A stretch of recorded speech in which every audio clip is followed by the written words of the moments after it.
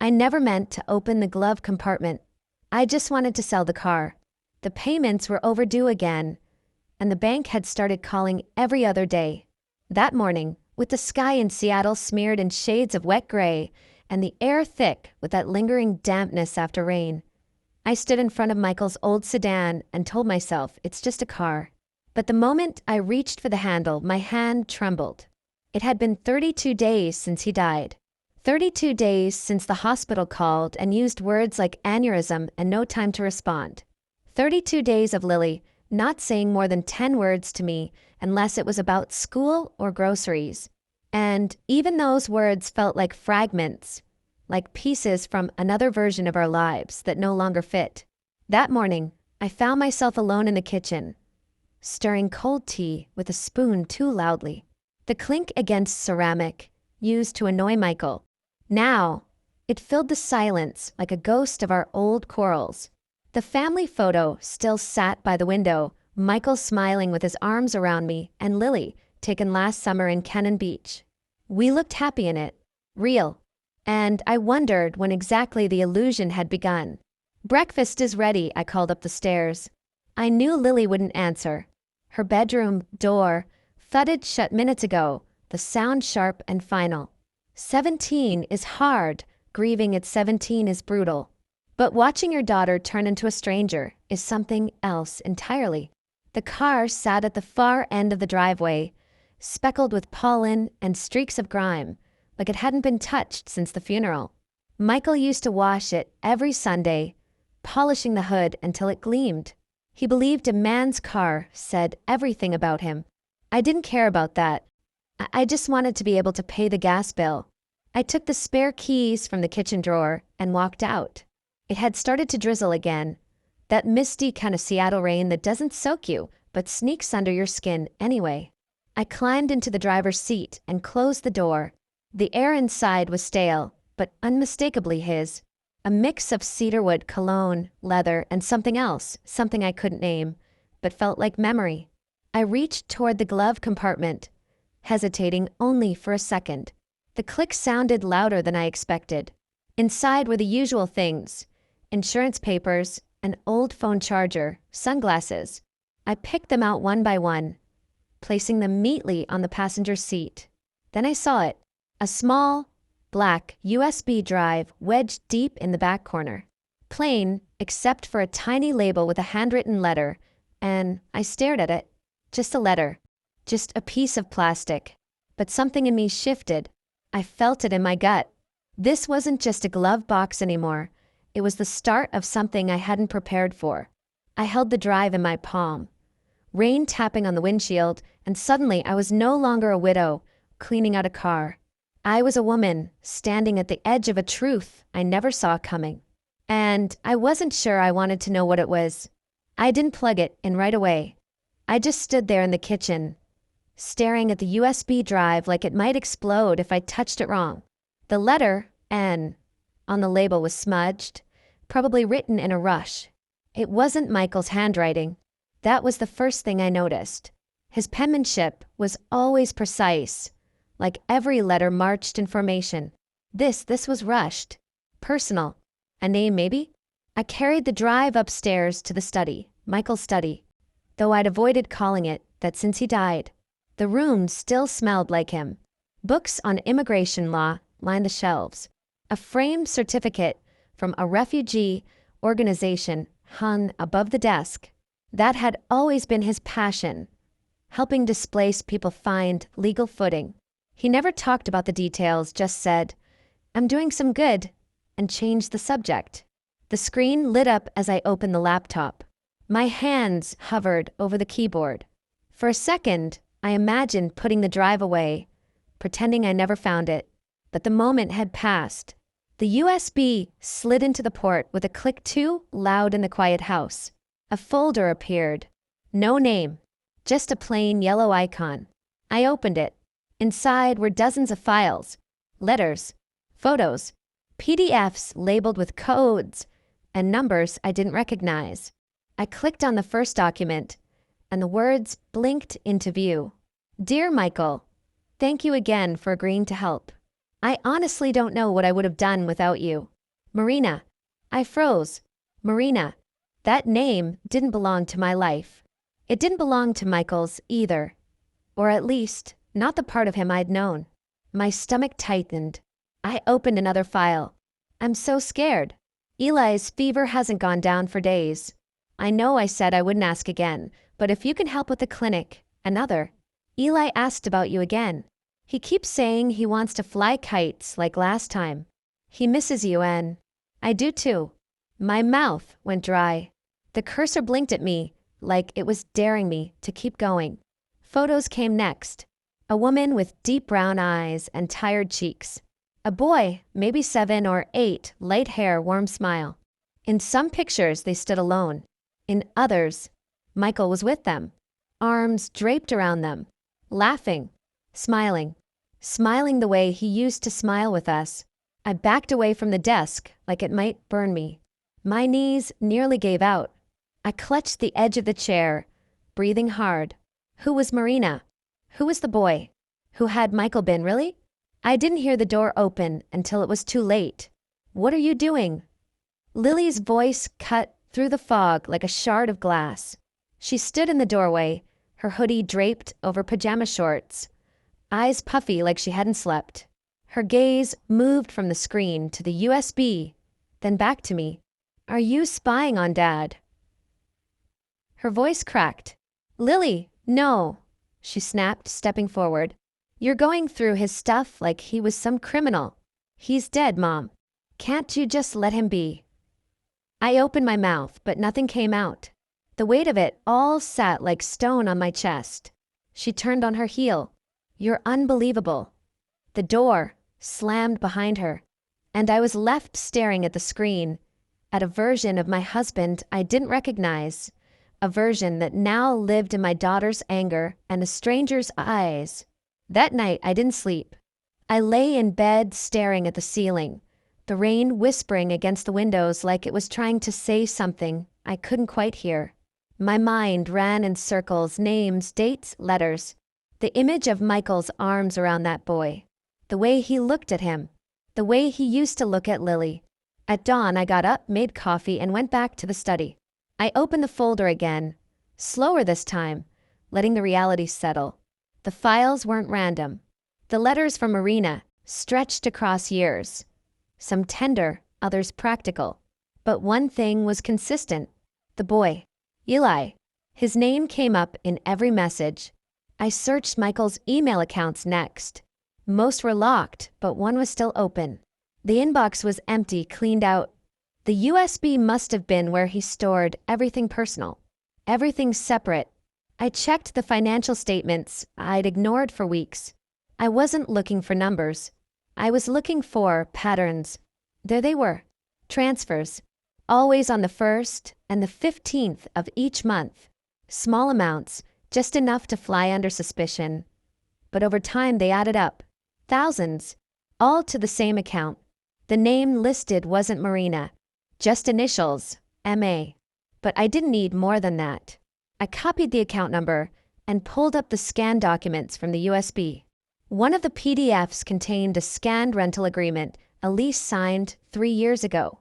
The address jumped off the page. South Seattle, Rainier Valley, a neighborhood I rarely visited. I stared at the address for a long time. The last time I'd been to that part of the city, Lily was still in braces. We'd gone to an art exhibit near Columbia City, and Michael had insisted on taking the long way home to avoid traffic. Now, I realized maybe he hadn't been avoiding traffic at all. I didn't tell Lily I was leaving. She hadn't spoken to me since the night before. I left a note on the counter, just in case, and took the keys to my old Subaru. The streets were slick from the rain, the clouds heavy with more. Seattle always looked soft in the morning mist, like a watercolor left out in the weather too long. As I drove, I rehearsed what I might say. I'm his widow. No, I found your letters. Too aggressive. I just want to understand. Maybe that was closer to the truth. It took me 40 minutes to reach the address. A modest 2-story apartment complex nestled between a taqueria and a laundromat. The building had peeling paint and a rusted bike rack out front. But the small garden near the entrance was well kept, lavender and sage growing in narrow rows. I parked across the street and stayed in the car. I didn't know what I expected to see, but I saw them before I was ready. A woman stepping out of the building, grocery bags in hand. Long dark hair tied back. Behind her, a boy with a backpack, bounding down the stairs, talking too fast for her to keep up. She laughed. I didn't need confirmation. It was them. She was Marina. And that boy was Eli. And even from a distance, I could see it in his face.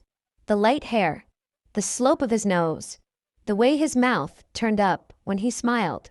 He looked just like Michael. I should have gotten out of the car. I should have walked up and said something, anything. But I didn't. I just sat there, heart pounding against my ribs, fingers clenched around the steering like it was the only thing holding me together. Across the street, Marina adjusted her coat and nudged Eli forward. He bounced ahead, waving at someone near the corner. She followed, her steps quick and careful. They disappeared, and I stayed frozen. I didn't cry. I didn't scream. I just felt this quiet kind of collapse, like something inside me had quietly caved in on itself without making a sound. By the time I got home, the sky had turned a deeper gray, and the house felt colder than I remembered. Lily wasn't in the kitchen. Her plate was still in the sink from last night. The note I left sat exactly where I'd put it, untouched. Her door was closed. I didn't knock. I didn't have the energy to fight again. Instead, I made tea and stared out the window. The tree in our backyard had started to change, its leaves tinged with gold and red, hanging heavy with the weight of an early autumn. I almost didn't notice the silence breaking behind me. I read everything. Lily's voice was soft, but sharp, like a whisper meant to wound.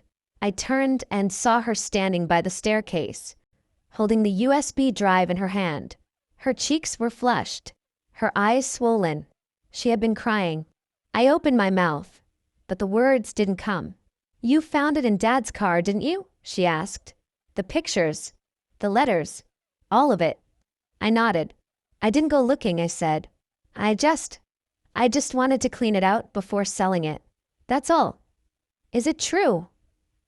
Her voice cracked. "Did he have another family?" My throat tightened. "I don't know if it was a family, Lily. I don't know what it was." She shook her head slowly. "Don't lie to me. Not now." I stepped forward, but she pulled back. "You always hated how close I was to him," she said. "You were always so disappointed. In everything. In me. In him. And now that he's gone, you're digging through his secrets like it proves you were right all along." "That's not fair," I whispered. "I didn't want any of this." "But you kept reading." Her hand trembled. "You didn't stop." "No," I admitted, voice low. "I didn't." She swallowed hard, tears gathering again. "I hate this. I hate that he's not here to explain. I hate that I don't know who he was. And I hate you for showing me." The words hit like a slap, but I didn't flinch. She turned away. "I'm going to Grandma's." "Lily, no." She disappeared up the stairs, and I heard drawers opening, bags being filled. 10 minutes later, the door slammed shut. I didn't chase her.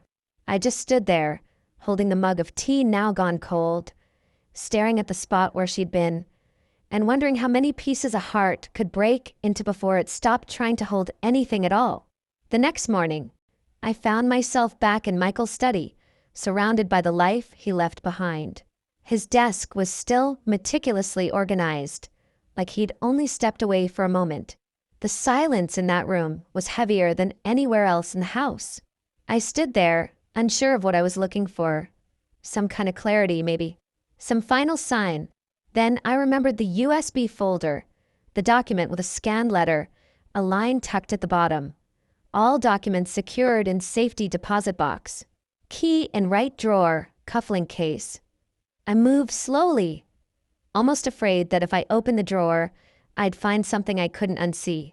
Inside, nestled beneath a stack of old receipts and clipped ties, was the wooden cufflink box I gave him for our 5th anniversary. When I lifted the lid, there it was. A small silver key with a numbered tag and the logo of a local bank downtown. I drove there without telling anyone, without really thinking. The man at the front desk recognized Michael's name immediately. Apparently, he'd been coming there for years. After a brief signature check and an awkward silence, he led me to a private vault room and left me alone with the deposit box. It wasn't locked with a code, just that simple key. Inside was a thick folder, 3 flash drives, and a sealed envelope marked with my name. My breath caught. I didn't open the folder first. I opened the letter. Michael's handwriting filled the page, firm, slanted, familiar. A little rushed, but unmistakably his. Emma, if you're reading this, it means something's happened. Maybe I'm gone. Maybe you found the drive or the files. Maybe you already know more than I ever managed to say. I don't know how much time I have, but I do know I owe you the truth. All of it. I made mistakes. I sat down. The words blurred for a moment, but I kept reading. He told me about Marina, how they'd met during a volunteer clinic for undocumented immigrants, how she was scared, alone, trying to protect her baby. How, during a period when her marriage had been cold and silent, he crossed the line. It wasn't a long affair, he said. It was just one night, a night that changed everything. I thought I could walk away, that I could forget, but I couldn't. Not when I found out about Eli. I didn't tell you because I was afraid of losing you. Losing Lily. I told myself I was protecting our family, but really I was protecting myself. He described how 3 years ago, Marina came back into his life, desperate, with Eli sick and facing deportation. He couldn't ignore them, couldn't let a child suffer. He helped with papers, medical bills, and yes, money. Quietly, regularly. I know I should have told you. I know this is too much to ask. But if you can find a way to forgive me, please look after them. Not Marina, she's strong. But Eli, he's just a boy. He didn't ask for any of this. And protect Lily. If anything I've done puts her at risk, shield her. Whatever it takes. Everything else, documents, names, accounts, is in the folder. I trust you, even if I didn't deserve to. Always yours. Michael, when I finished reading, I didn't cry. I just sat there, the letters shaking in my hands, feeling like every piece of my world had tilted slightly, and yet somehow, for the first time in weeks, I understood. I didn't go home right away. I sat in my car outside the bank for a long time, watching the city pass me by. Somewhere nearby, a construction crew jackhammered the sidewalk. A man with a briefcase rushed past, muttering into his phone. Life moved forward, oblivious, unchanged. But I had just read a letter that split mine in two. When I got home, the house was quiet. Lily's room was still empty. My phone buzzed with a single text from my mother-in-law. She's here. Safe. Give her space. I stared at the screen for a while, then turned it face down on the counter. That evening, I opened the folder Michael had left behind. Names, contact logs, medical records. One document detailed his petition to help Marina apply for legal residency. Another, a birth certificate with Eli's name, listing Michael as the father. I thought about that little boy, Eli, and his mother, who now carried the burden of a life built on silence. What had Michael been to them? Savior? Secret? Ghost? The next morning, I drove back to Rainier Valley. I didn't call. I didn't warn her. I stood across the street again, this time clutching the envelope Michael had addressed to Marina. She answered the door on the second knock. Her eyes widened when she saw me, and for a moment neither of us moved. "You're Emma," she said softly. I nodded. Yes. She looked behind me, as if expecting someone else. Her voice trembled. "Is Lily okay?" "She's with her grandmother." A pause. Then, "Would you like to come in?" Her apartment was small, tidy, and smelled faintly of lavender and something warm from the kitchen. I sat on the edge of the couch while she poured tea without asking, her hands graceful but tense. "I don't know what you've been told," she said carefully. but I never meant to destroy anything. I believe you, I said, and I meant it. I slid the envelope across the table. He left this for you. She didn't open it immediately. Her fingers traced the edge as if trying to absorb whatever message lay inside. I loved him, she whispered, eyes glistening. Not the way you did. Not with a house and a wedding ring. But he saved us. I let the words hang in the air. I could have argued, could have corrected her, but I didn't. What would have been the point? Eli thinks his father worked far away, she continued, that he was too busy to visit much, but that he cared. Inevalit? I just never explained. I nodded. And now, she asked, voice small, what happens now? I didn't have an answer, only that I saw a boy who looked like my husband, a woman who had carried too much alone, and a daughter who needed me to be more than angry and betrayed. So I said we figured out, slowly, kindly, for the children. She looked up, surprised. You don't have to do this, she said. No, I whispered, tears pricking the corners of my eyes. But someone does. And for the first time since Michael died, I didn't feel like I was breaking apart. I felt like I was beginning again. Not from scratch, but from truth. Lily came home 3 days later. She didn't knock. She didn't text. I just heard the door open in the middle of the afternoon, followed by the shuffle of her sneakers on the tile and the heavy thud of her duffel bag hitting the floor. I was in the kitchen, slicing apples. For a moment, neither of us spoke. Then her voice, flat and cautious, cut through the quiet. So, did you meet them? I didn't look up. Yes. She stepped closer. And it was complicated, I said, laying the knife down. But they're not monsters. Marina isn't the villain. She's just someone who made hard choices. Like your dad. Like me. She let out a bitter laugh. Choices. Right. I turned to her slowly. Lily, I know you're angry. No. I'm confused. I'm disgusted. I thought I knew who he was, Mom. Her voice cracked, but she pushed through it. He was my hero. And now, I don't know if he even wanted to be my dad, or if I was just the family he settled for. I took a breath, stepping toward her. Don't say that. Why not? Her eyes brimmed with tears. You're thinking it too. I shook my head. No, I'm heartbroken. But I don't think you were ever second. I think he was torn. And he made the worst possible decision. He hid instead of facing it. She crossed her arms, jaw tight. I don't want to meet that boy. I don't care who he is. You don't have to, I said gently. Not now. Maybe not ever. But I want you to understand something. I reached into the drawer and pulled out Michael's letter. The original. I held it out. And after a long pause, she took it. I don't need to read his excuses, she muttered. They're not excuses, I said. They're the truth. He didn't have the courage to tell us while he was alive. And maybe they're the only way we move forward. She stared at the envelope in her hands like it might catch fire. Then she walked past me and disappeared into her room.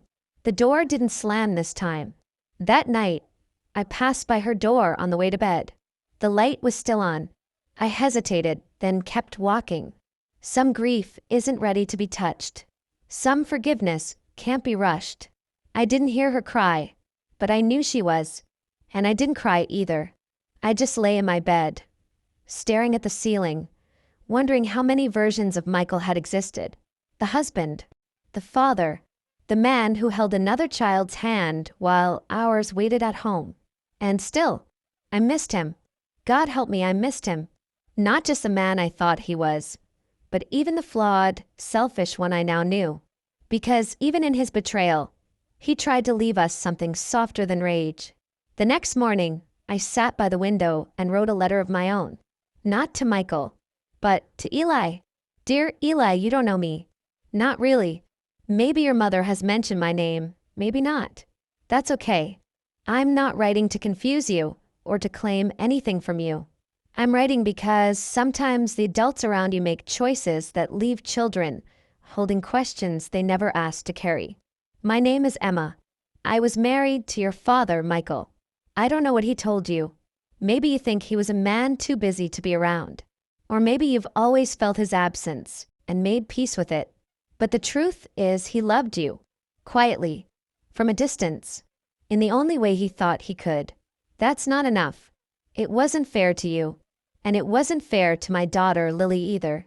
But here's what I need you to know. Your existence is not a mistake. You are not someone's secret. You are not a problem to be solved. You are a boy with a full laugh and a curious mind. A boy who loves science experiments and still sleeps with one leg outside the blanket. A boy who runs faster than his mother can keep up and who asks why more often than most people have answers. I know these things because I saw you once from across the street, and in that moment, I saw my husband smile in your face. It stopped me cold. I won't pretend this is easy. For any of us. My heart is still heavy with grief and betrayal. And Lily, she's still trying to understand why the man who taught her how to ride a bike had a whole other life she never knew about. But despite the weight of all that sadness, I want you to know something simple and honest. You are not to blame. You are loved. You deserve every good thing. One day, if you ever want to talk or ask questions, or just sit with someone who knew your father in a different way, I'll be here. Not as a replacement for anything, but maybe as a bridge. Until then, be kind to your mother. She's braver than most. And be kind to yourself, especially when the world feels confusing. With warmth. Emma, I folded the letter slowly, hands trembling, not from fear, but from something else. A release. A quiet exhale of something I'd been holding on to for far too long. I didn't mail it right away. I placed it in an envelope, addressed it, and tucked it into the top drawer of my desk. A part of me hoped Marina would find it one day, or that Eli would, years from now, and understand that while the truth hurt us, it didn't have to ruin us. Later that afternoon, Lily came into the kitchen. Her eyes were tired, her voice quiet. I read the letter, she said. I nodded. I don't forgive him yet. You don't have to, I replied. But I don't hate him either, she whispered, and for the first time her voice didn't shake. We stood there, side by side, the late sunlight slanting through the window, catching the dust in the air like falling stars. Healing didn't look like a grand declaration. It looked like standing still and not walking away. Autumn came slowly that year, the kind of fall where mornings held a gentle chill, and the trees seemed reluctant to let go of their leaves. I started baking again, small things like apple bread and blueberry muffins. The house smelled warm, like cinnamon and sugar and something almost like peace. Lily spent most of her days at school or in her room, but now and then, she'd drift into the kitchen and sit across from me. Sometimes we talked. Sometimes we didn't. But I noticed the silence between us had softened. One evening, I found her curled up on the couch, watching old home videos on her laptop. She didn't hide the screen when I walked in. It was a clip from her 10th birthday, Michael wearing a ridiculous party hat, holding the cake slightly off balance while she giggled behind cupped hands. He had frosting on his chin. I watched my past self reach forward and wipe it away. We were all laughing. I miss him, she murmured without looking up. I sat beside her. I do too. She leaned her head against my shoulder. It was the first time she'd done that since the funeral. Do you think he meant to fix it? She asked. I thought for a long moment. I think he was trying, in the only broken way he knew how. She nodded. That seemed enough for now. The next day, I got a message from Marina. Just a photo. It was Eli, sitting at a science fair booth, grinning beside a poster about volcanoes.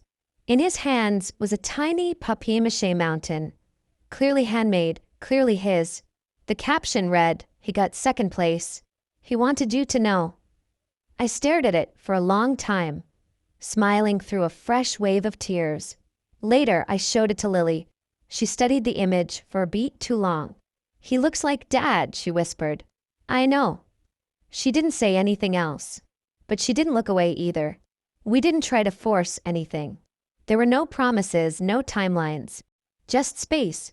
Space to feel what we felt, without apology. Space to mourn and grow and shift. The kind of space that slowly, gently, allowed something else to take root.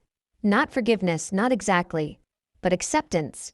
And then, one cold Sunday morning, as I poured hot chocolate into two mismatched mugs, Lily asked, "Do you think he'd like to come over sometime? For dinner, maybe?" The boy. My hand paused mid-pour. I looked up at her. She shrugged. "Just if he wants to." A quiet smile crept onto my face. "I think he might." She nodded and took a sip of her drink, eyes darting toward the window where frost patterned the glass. Outside, the leaves had finally begun to fall. Inside, something else was beginning to. Not a return to what we were, but the start of what we might become. The first time Eli came over, he wore a navy sweater 2 sizes too big and clutched a book to his chest like a shield. Marina stood behind him on the porch, giving me that nervous, polite smile of a mother trying not to overstep. Lily was the one who opened the door. They stared at each other for a moment, 2 teenagers with nothing in common, but everything tangled between them. "Hey," Lily said, voice low. "Hi," Eli replied, gripping the book tighter. There was a silence thick enough to stop time. Then, to my quiet surprise, Lily stepped aside. "You coming in or what?" And just like that, he did. Dinner was awkward. We kept it simple, spaghetti and garlic bread, something comforting. Marina and I sat at the far end of the table, letting the kids find their own rhythm. Eli barely touched his food. Lily kept sneaking glances at him, like she was studying a math problem that didn't quite add up. But when he mentioned that he loved physics, her eyes lit up. "That's my best subject," she said. "Really?" His voice cracked just slightly. "You like space stuff? Black holes, time dilation, all that." She twirled a strand of spaghetti. "I kind of want to be an astrophysicist." Eli blinked. "That's actually really cool." It wasn't much, but it was enough. After dinner, the kids went to the living room.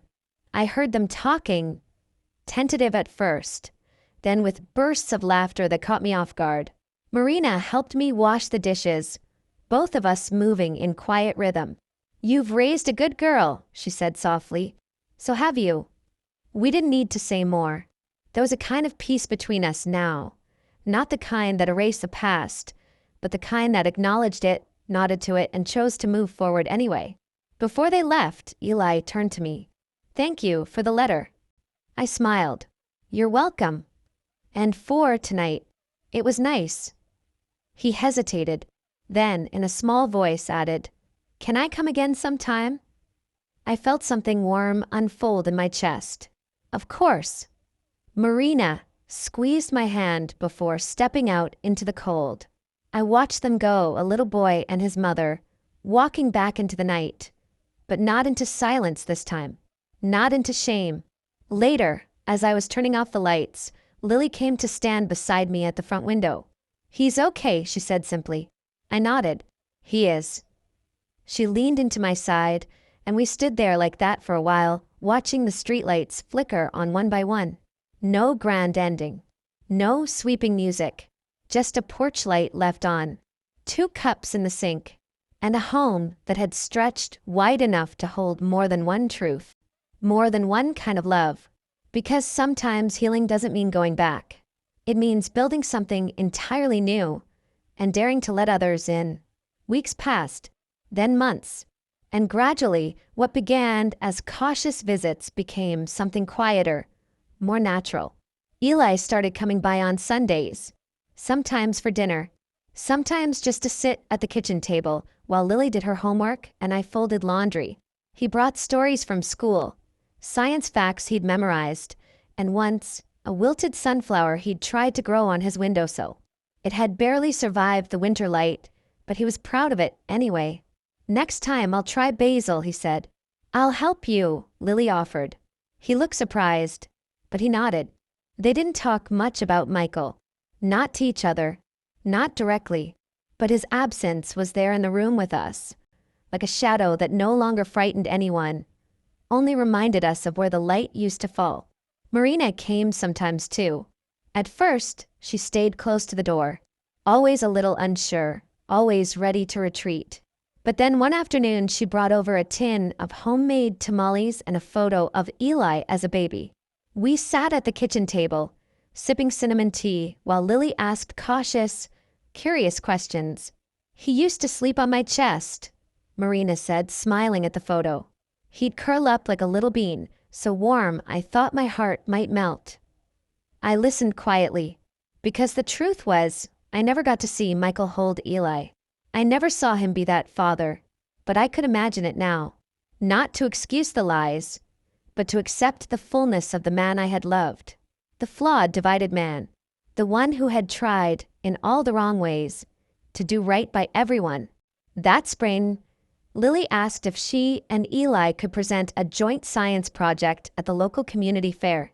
They built a model of the solar system, painted each planet by hand, rigged tiny LED lights to mimic orbit paths.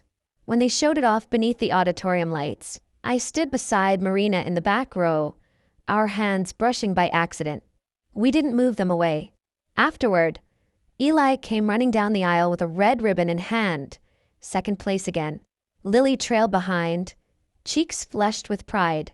"I messed up the part about Jupiter's rotation speed," he groaned.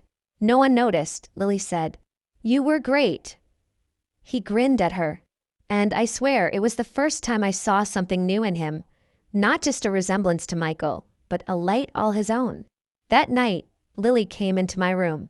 She sat on the edge of the bed, legs swinging like she was 10 years old again. "I don't think I'll ever stop being mad at Dad," she said. "I don't think you have to. But I'm glad Eli's here." My throat tightened. Me too. And in that moment, I realized something simple and powerful. We don't always get to choose how the story begins, but we can shape how it continues. We can choose grace. We can choose openness. We can choose family, even the kind born from fracture.